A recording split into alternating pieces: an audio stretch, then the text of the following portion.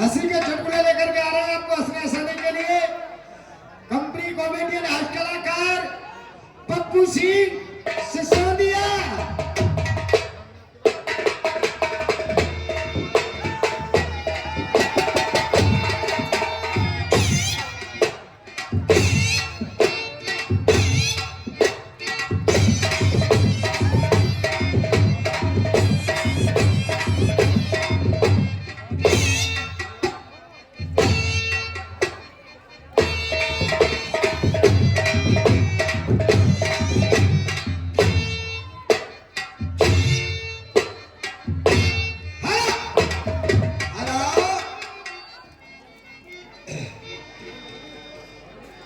आप लोगों की कमी नहीं है, ये समय की कमी है और मेरी भी कमी है।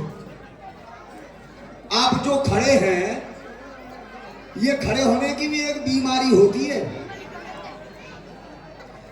मैं भी ऐसे ही भाई साहब 4 महीने लगातार खड़ा ही रहा। मेरे बाप मुझसे बोले, बेटे तू ना रात को लेटता है ना दिन को लेटता है, तू खड़ा ही खड़ा क्यों रहता है? मैंने बोला, पिताजी मुझे बीमारी है।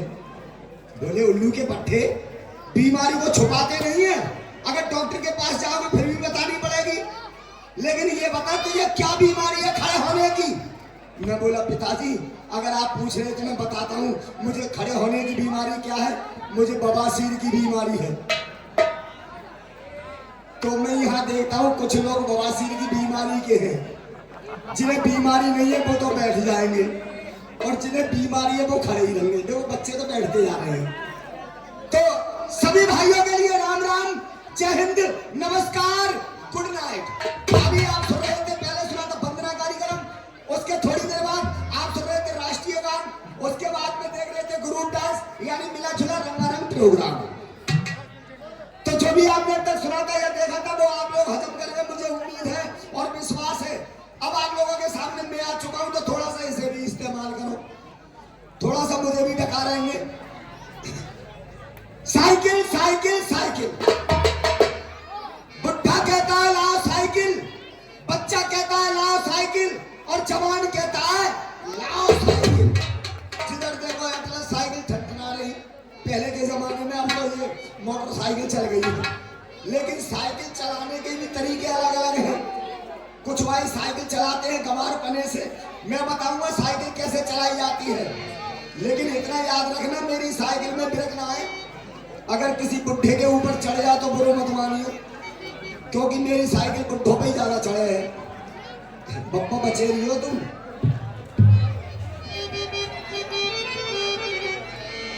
और चल गई साइकिल, और भैया चल गई साइकिल, हो चल गई साइकिल, और बप्पा चल गई साइकिल, और भैया कहा समय की बात शहर में चल गई साइकिल, भैया कहा समय की बात शहर में चल गई साइकिल।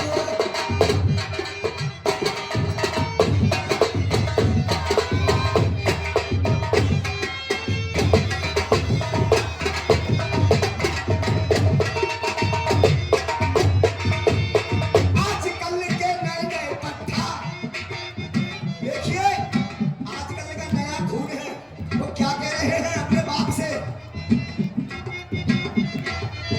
आजकल के नए नए पट्टा वो करे वो लगता, दादा साइकिल मंगवाए थे, टूटी फूटी कैसी उड़ाए थे, ऐसे चले अकड़ के मारे, भूल गए सब गैल गलारे, आगे आई कर्म की नाली, माँ में पटक जाए मारी।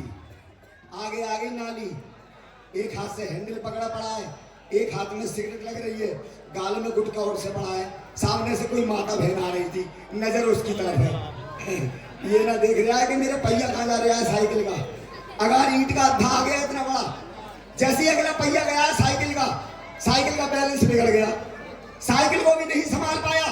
उससे पहले मैं साइकिल के खंडी में जा गया, अपना नीचे ऊपर साइकिल, मुंह में लगा हैंडल, मौके लेकर के सब दांत मुंह है वो चेतराम की तरह,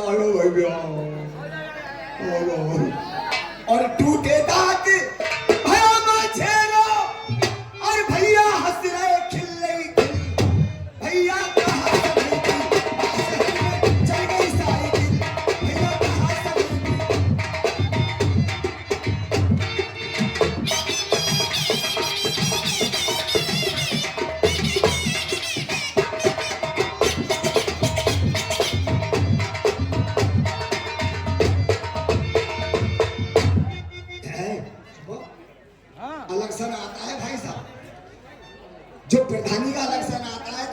गांव में प्रधानी का इलेक्शन चल रहा था।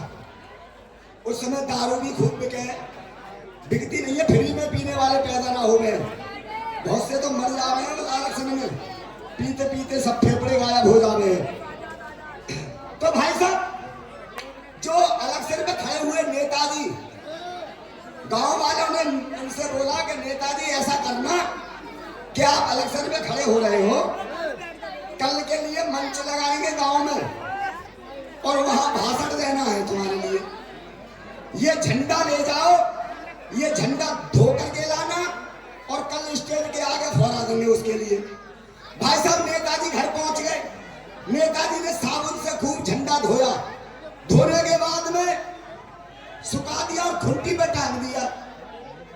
और उनकी घरवाली उठी नेताजी की सुबह सुबह, उन्होंने नहा करके अपना पेटीकोट भी उसी खुंटी पे टांग दिया जिसमें झंडा था।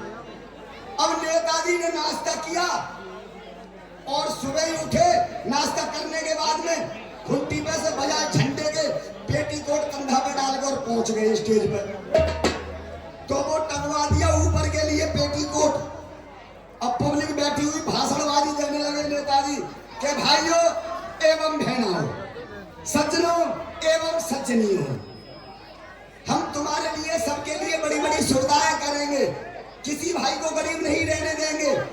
तुम्हारे जो गांव में जो इस समय खरंजा उखड़वा करके मैं यहाँ सीसी रोड करा दूंगा और देखिए किसी बात की कमी नहीं छोड़ूंगा।